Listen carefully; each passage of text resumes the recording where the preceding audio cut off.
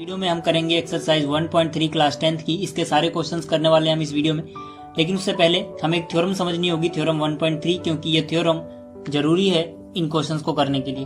तो देखिए, इस थ्योरम के हिसाब से मान लेते हैं कि जो p है एक प्राइम नंबर है, तो अगर p जो कि एक प्राइम नंबर है a स्क्वायर को डिवाइड करता है, तो पक्की बात है कि जो p होगा वो a को भी डिवाइड करेगा, जहां पर a क्या होना चाहिए, a एक पॉजिटिव इंटीजर होना चाहिए। ठीक है, मैं आपको समझाता हूं कि मैंने बोला क्या। यहाँ पे मान लेते हैं p एक प्राइम नंबर है। ठीक है, पहले प्राइम नंबर वाला केस ले रहे हैं। मान लेते हैं कि जो p है वो 5 है। तो जो 5 है, मान लीजिए अगर वो a स्क्वायर यानी 400 को डिवाइड कर देता है। ठीक है, अगर a स्क्वायर की वैल्यू 400 है तो a की वैल्यू क्या होगी, 20। ठीक है, -20 भी हो सकती है, लेकिन हम पॉजिटिव इंटीजर की बात करें तो a की वैल्यू क्या होगी, 20। तो पक्की बात है कि a जो है वो 20 को भी डिवाइड करेगा। इसी तरह से मान लेते हैं अगला एग्जांपल, जैसे कि p अगर 3 है, ठीक है, और जो 3 है वो 9 को डिवाइड करता है। 9 का मतलब a स्क्वायर। तो अगर a स्क्वायर इक्वल टू 9 है तो ऐसा कौन सा पॉजिटिव इंटीजर होगा जो a की वैल्यू में आएगा, a की वैल्यू आएगी 3। तो पक्की बात है ये जो p है ये 3 को भी डिवाइड करेगा अगर ये 9 को डिवाइड करता है तो। लेकिन अगर मान लीजिए p जो है वो एक प्राइम नंबर नहीं होता, तो ऐसा हो भी सकता था कि अगर वो a स्क्वायर को डिवाइड कर रहा है तो a को भी डिवाइड करेगा, और ऐसा नहीं भी हो सकता था। ठीक है, तो मतलब जब p प्राइम नंबर नहीं होगा तो हम पक्का नहीं बोल सकते कि अगर वो a स्क्वायर को डिवाइड करता है तो a को भी करेगा। ठीक है, हो भी सकता है कर दे, हो भी सकता है ना करे। लेकिन अगर p एक प्राइम नंबर है तब ये बात पक्की है कि वो अगर a स्क्वायर को डिवाइड करता है तो a को भी डिवाइड कर देगा। मैं एक एग्जांपल देता हूं जिसमें p जो है वो एक प्राइम नंबर नहीं है। देखिए, p इक्वल टू मैंने 16 लिया, ठीक है, और 16 एक प्राइम नंबर नहीं होता, लेकिन जो 16 है वो 64 को डिवाइड कर देता है। ठीक है, अगर हम a की वैल्यू 8 ले तो a स्क्वायर की वैल्यू 64 हो गई, मतलब जो 16 है उसने डिवाइड कर दिया 64 को। ठीक है, जो कि a स्क्वायर था, लेकिन जो 16 है वो डिवाइड नहीं कर पाएगा 8 को, यानी वो a को डिवाइड नहीं कर रहा है, क्योंकि 16 8 को डिवाइड नहीं कर सकता। इसका उल्टा हो सकता है, 8 16 को तो डिवाइड कर सकता है, लेकिन 16 8 को डिवाइड नहीं कर सकता। तो मतलब जब p प्राइम नंबर नहीं होगा तो ये हमेशा ट्रू नहीं होगा कि अगर वो a स्क्वायर को डिवाइड करता है तो a को भी करेगा, लेकिन अगर वो प्राइम है तो ये हमेशा ट्रू होगा। यही थी हमारी थ्योरम 1.3। चलिए आप करते हैं इसके क्वेश्चंस को। ठीक है, आपको ये थ्योरम याद रखनी है क्योंकि ये भी आगे यूज होने वाली है। अब देखिए, इसका पहला क्वेश्चन है, प्रूव दैट √5 इज इरेशनल। ठीक है, हमें प्रूव करना है कि जो √5 है वो इरेशनल है। तो देखिए, ऐसे क्वेश्चंस को हम कॉन्ट्राडिक्शन मेथड से सॉल्व करते हैं। कॉन्ट्राडिक्शन मेथड क्या होता है, मैं आपको एकदम शॉर्ट में बता देता हूँ कि मतलब हम कुछ ऐसी वैल्यू मान लेते हैं जो कि ट्रू नहीं है। ठीक है, मतलब जो भी हमें प्रूव करना है उसका एकदम अपोजिट, और फिर हम बाद में अपनी ही बात को गलत साबित कर देते हैं। ठीक है, मतलब जो हमारी बात थी वो कॉन्ट्राडिक्शन थी, हमारी बात गलत है, तो अगर हमारी बात गलत है तो हमारी बात का उल्टा सही है। ठीक है, इसीलिए जो भी हमें प्रूव करना होगा हम उसका उल्टा मानेंगे, ताकि हमारी बात गलत होने के बाद वो सही हो जाए। तो यहाँ पर देखिए, सबसे पहले हमें अगर √5 को इरेशनल प्रूव करना है तो इसका उल्टा क्या होगा, रेशनल।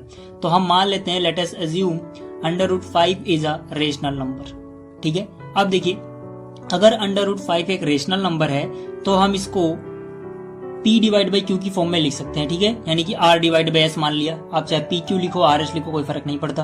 तो √5 इक्वल टू हो गया r डिवाइड बाई s।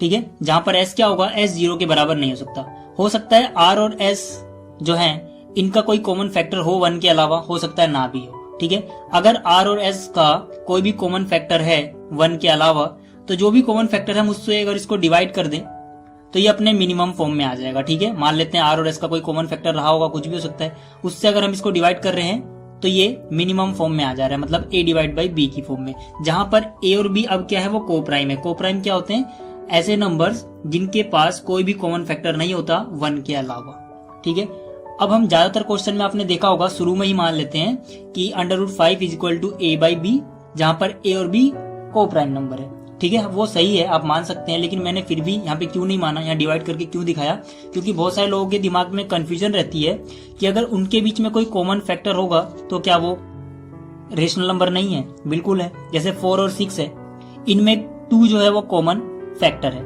तब भी ये क्या है, ये रेशनल नंबर है।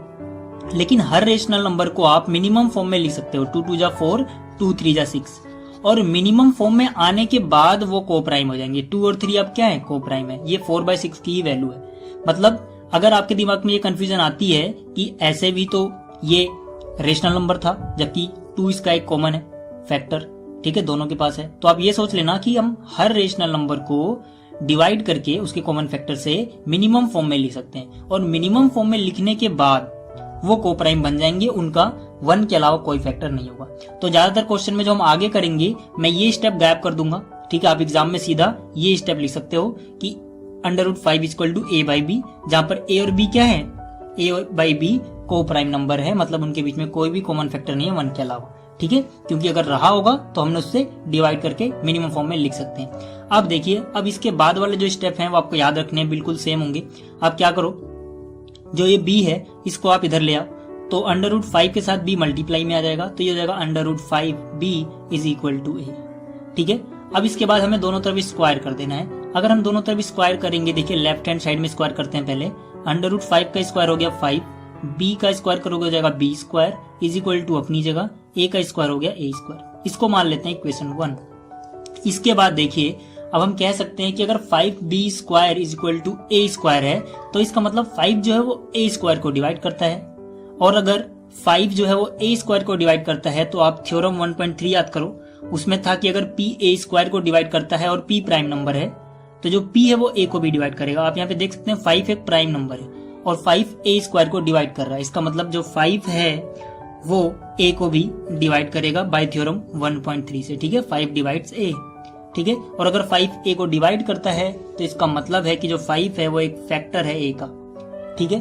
अब आपके दिमाग में अगर कंफ्यूजन है कि 5b स्क्वायर बराबर a स्क्वायर लिखने पे 5 जो है वो a स्क्वायर को डिवाइड कर रहा है, ये बात कैसे पता लगी, तो मैं आपको समझाता हूँ। देखिए, अगर मेरे पास यहाँ पे मान लीजिए 6 है और मैं इसको लिखता हूँ 2 into 3 और मेरे को मिलता है 6, तो इसका मतलब है कि मैंने 2 का टेबल 3 बार पढ़ा और मेरे पास 6 आया, तो मतलब जो 2 है वो 6 को डिवाइड कर सकता है, ठीक है। इसी तरह से अगर मैं ये लिखता हूँ 4 into में 3 इज इक्वल टू 12, तो इसका मतलब मैंने 4 का टेबल 3 बार पढ़ा और मेरे पास 12 आ गया, मतलब 4 12 को डिवाइड कर देता है। इसी तरह से 3 का टेबल 4 बार पढ़ा, 12 आया, 3 भी 12 को डिवाइड कर देता है। तो यही चीज अगर मैं यहाँ लिखता हूँ 4 into a is equal to 12, जहां पर a कोई नेचुरल नंबर है, ठीक है, तो इसका मतलब ये है कि 4 का टेबल मैंने a बार पढ़ा और मेरे पास 12 आ गया, यानी कि 4 जो है वो 12 को डिवाइड कर देता है। यही लॉजिक अगर आप यहाँ लगाओ, 5 का टेबल हम b स्क्वायर बार पढ़ेंगे और हमें a स्क्वायर मिल जा रहा है, ठीक है। 5 का टेबल हमने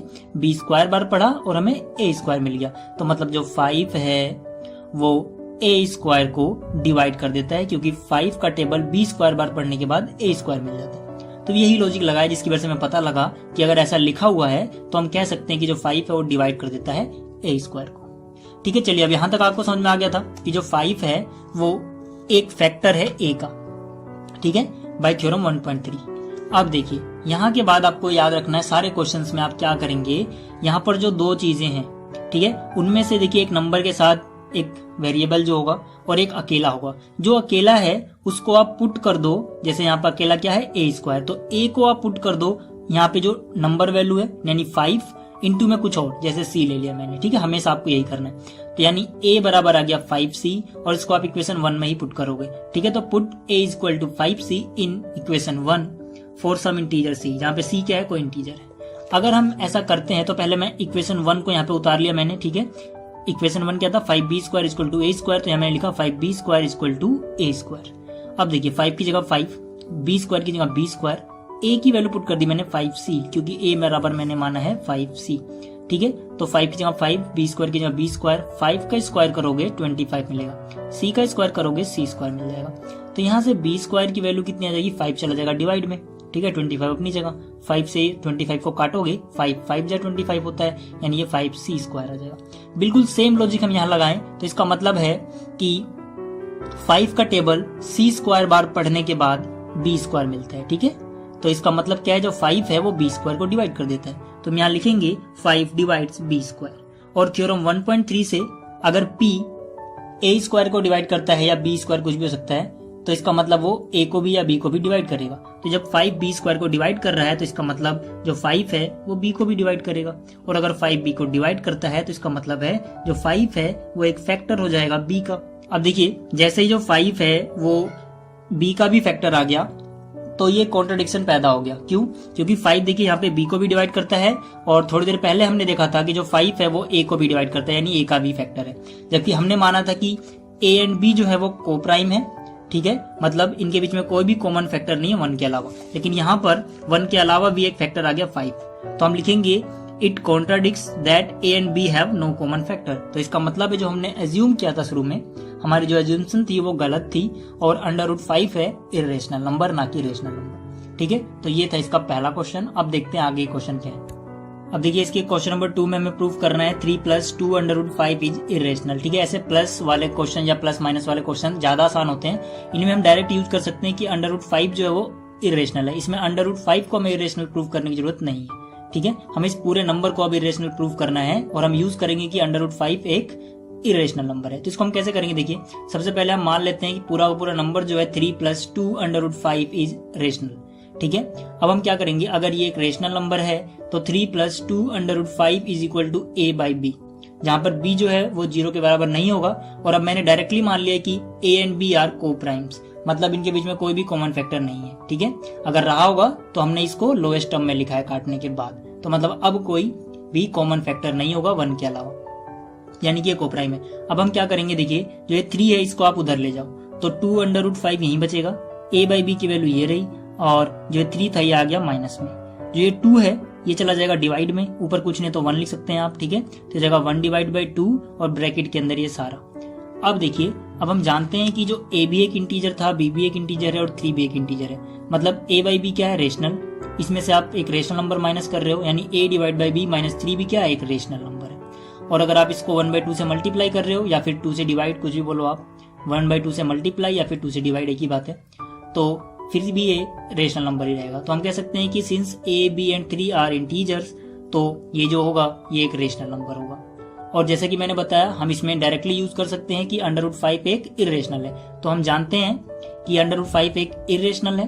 अब देखिए यहाँ पे जैसे ही हमने √5 को इरेशनल बोला और इसको रेशनल, तो एक यहाँ पर ये रेशनल है और ये इरेशनल है और बीच में क्या इक्वल साइन है। तो ऐसा कभी नहीं हो सकता कि एक इरेशनल नंबर जैसे कि √5 है वो बराबर आ जाए इसके, यानी जो कि रेशनल हो। तो इरेशनल कभी भी रेशनल के बराबर नहीं होता है। ठीक है, तो अगर हम ऐसा लिखते हैं तो ये कॉन्ट्राडिक्शन पैदा करता है। ठीक है, यानी कि ऐसा लिखना कॉन्ट्राडिक्शन है। जैसे ही ये पता लगा हमें कि ये कॉन्ट्राडिक्शन है तो हम कह सकते हैं this contradiction has arisen because of our incorrect assumption, मतलब हमने जो अज्यूम किया था वो गलत था।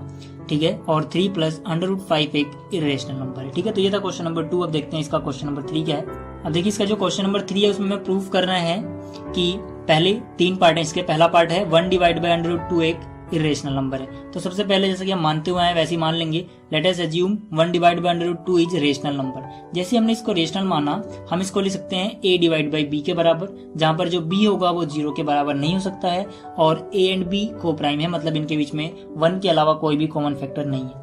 अब आप क्या करो, क्रॉस मल्टीप्लीकेशन कर दो, b 1 से मल्टीप्लाई हो जाएगा तो b हो गया, √2 a से मल्टीप्लाई हो जाएगा तो हो जाएगा √2a। इसके बाद हम दोनों तरफ स्क्वायर कर देंगे तो ये b का स्क्वायर हो जाएगा और √2 का स्क्वायर हो गया 2, a का स्क्वायर हो गया a स्क्वायर, तो यहाँ से b स्क्वायर इक्वल टू आ गया 2a स्क्वायर। अब जैसे ही हमने ये लिखा, फिर से हम लिख सकते हैं कि जो 2 है उसका टेबल a स्क्वायर पढ़ने के बाद, a स्क्वायर बार पढ़ने के बाद हमें b स्क्वायर मिलता है, मतलब जो 2 है वो b स्क्वायर को डिवाइड कर सकता है। तो यहाँ से आ गया 2 डिवाइड्स b स्क्वायर। ठीक है, तो हम थ्योरम 1.3 से कह सकते हैं कि अगर 2 है b स्क्वायर को डिवाइड कर रहा है, क्योंकि 2 एक प्राइम नंबर है।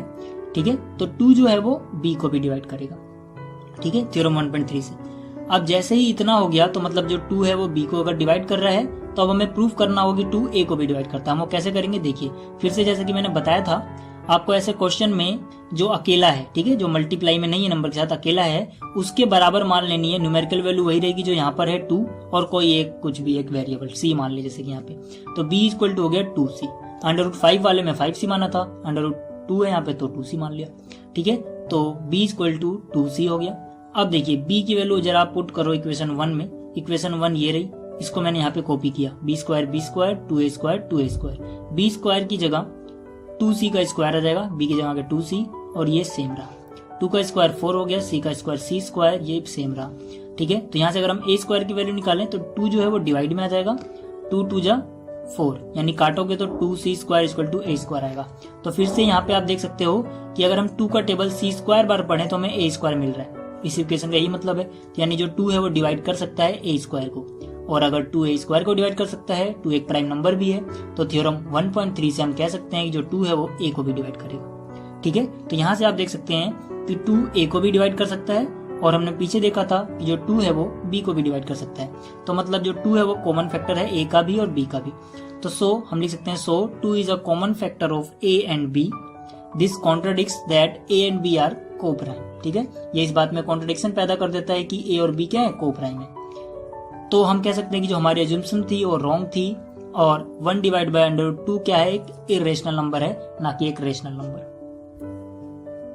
अब देखिए अब है ये पार्ट सेकंड, ठीक है, इस क्वेश्चन का, जिसमें हमें प्रूव करना है 7√5 एक इरेशनल नंबर है।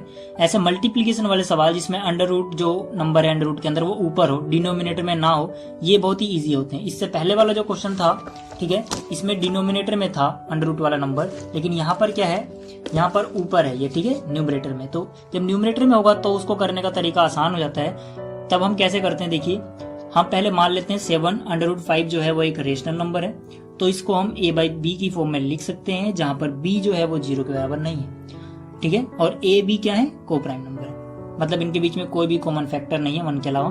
तो जैसे ये हुआ √5 को हम ही रहने देंगे, जो 7 है इधर जाएगा, b के साथ मल्टीप्लाई हो जाएगा, 7b a को डिवाइड करेगा और b के साथ मल्टीप्लाई हो जाएगा। तो √5 की वैल्यू हो गई a डिवाइड बाई 7b। तो आप देखिए a डिवाइड बाई b, ठीक है, पहले से क्या था, हमने रेशनल माना था इसे। ठीक है, तो a भी एक इंटीजर है, b भी एक इंटीजर है, 7 भी एक इंटीजर है, तो ये सारा का सारा जो होगा ये एक रेशनल नंबर ही आएगा। ठीक है, तो a b and 7 are integer, so a divide by 7b is rational and √5। इसमें फिर से हम इस बात का यूज कर सकते हैं, हमें प्रूव करने की जरूरत नहीं है √5 को इरेशनल, ये हम मान सकते हैं कि हमें पता है। तो √5 क्या है, एक इरेशनल नंबर है। फिर से एक कॉन्ट्रडिक्शन हो गया क्योंकि ये इरेशनल है और ये रेशनल आया है, तो इरेशनल नंबर कभी भी रेशनल नंबर के बराबर नहीं होता है। तो हम यहाँ पे लिखेंगे कि ये कॉन्ट्रडिक्शन पैदा करता है क्योंकि रेशनल नंबर बराबर नहीं हो सकता है इरेशनल नंबर के, या फिर इरेशनल बराबर नहीं हो सकता है रेशनल के।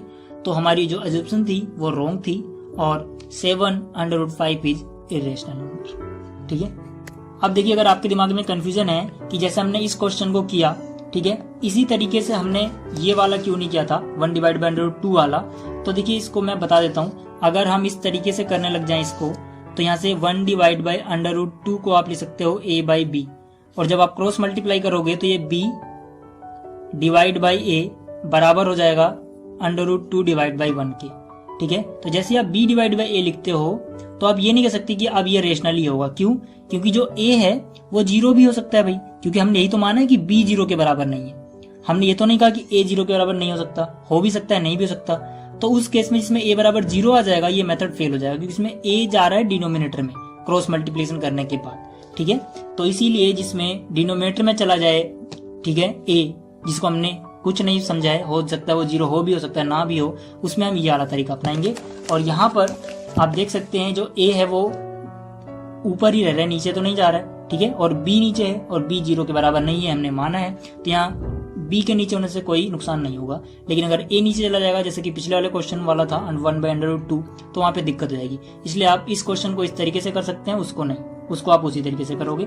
और जो इसका थर्ड पार्ट है जिसमें हमें 6 प्लस √2 को दिखाना है, ठीक है, तो ये बिल्कुल ही क्वेश्चन नंबर 2 के जैसा है जो अभी मैंने कराया था क्वेश्चन नंबर 2, तो इसको मैं नहीं कर रहा। ठीक है, आप देख लेना, बिल्कुल क्वेश्चन नंबर 2 जैसा है ये। ठीक है, तो इस वीडियो में इतना ही, मिलते हैं फिर अगली वीडियो में। अगर आपको ये वीडियो अच्छी लगी है तो इसको लाइक करें, शेयर करें एंड इस चैनल को सब्सक्राइब करें। Thanks for watching and good bye.